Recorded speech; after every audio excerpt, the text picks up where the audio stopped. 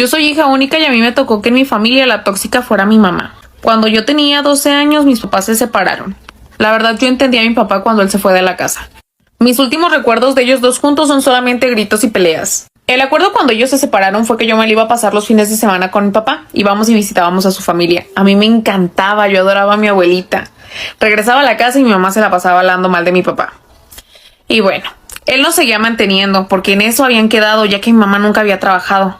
Hasta ahí mi mamá no había tenido mayor problema. Solamente pues se la pasaba hablando mal de la familia de mi papá y como que metiendo cizaña. Pero la verdad es que yo no le hacía mucho caso. Un día mi papá empieza a salir con alguien. Y ahí fue cuando empezaron los problemas. A mi mamá ya no le gustaba que fuera con mi papá, a pesar de que yo ni siquiera conocía a la chava con la que él estaba saliendo.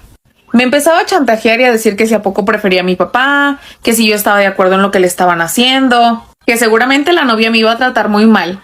Y que en el momento en el que ellos se casaran o empezaran a vivir juntos, se iba a olvidar mi papá de mí.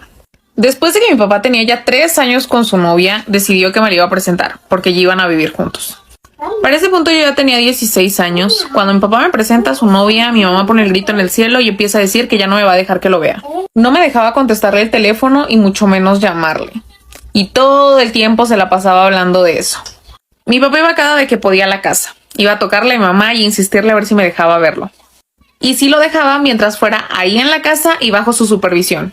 Llegó un punto en el que mi papá le dijo a mi mamá que si no dejaba que me viera, él ya iba a dejar de mantenernos. Obviamente ahí mi mamá tuvo que acceder a que yo fuera a visitarlo. Y ahí fue cuando me empezó a chantajear a mí. Cada vez de que me iba, ella se sentía mal, ella me empezaba a hacer sentir culpable. Me decía que si yo no la quería, que ya tantos sacrificios que había hecho por mí,